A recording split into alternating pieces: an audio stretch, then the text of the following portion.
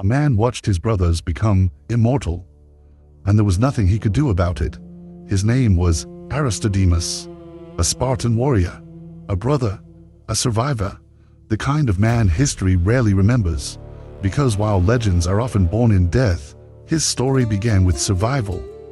When the greatest empire on earth marched toward Greece, thousands prepared to fight, 300 prepared to die. Among them stood Aristodemus, shield in hand, spear at his side, ready to make his final stand beside King Leonidas. For days they held against impossible odds, an ocean of soldiers crashing against a wall of bronze, the air filled with dust, the mountains shook with the sound of steel. Still they stood, still they fought, still they refused to yield. Then fate intervened, not with a spear, not with an arrow, but with something far crueler, a sickness. Ancient accounts tell us Aristodemus lost the use of his eyes, his vision faded, the pain became unbearable. A warrior who could not see could no longer defend the line. He was ordered away. Imagine that moment. Imagine looking back one final time, watching your brothers prepare for the battle that will make them legends, knowing you will not be standing beside them. The next day, they became immortal. Leonidas fell. The Spartans fell. History was written in blood. Aristodemus survived. Most men would call that a miracle. To him, it felt like a curse. When he returned home, no one celebrated. No one welcomed him. No one called him a hero. Every silence became a judgment. Every glance became a reminder. He had survived the battle that made legends, and he had to live with it for an entire year.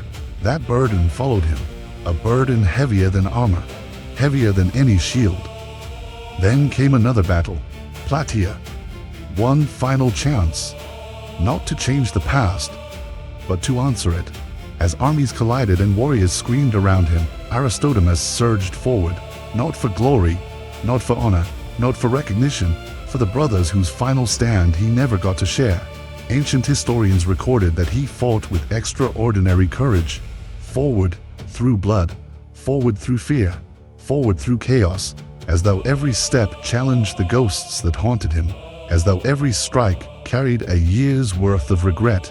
And there, in the fury of battle, he finally found his answer. The battle that haunted him was Thermopylae, the battle that redeemed him was Plataea. History remembers the 300, and rightly so, but hidden within their legend is another lesson, because courage is not always found in a glorious last stand.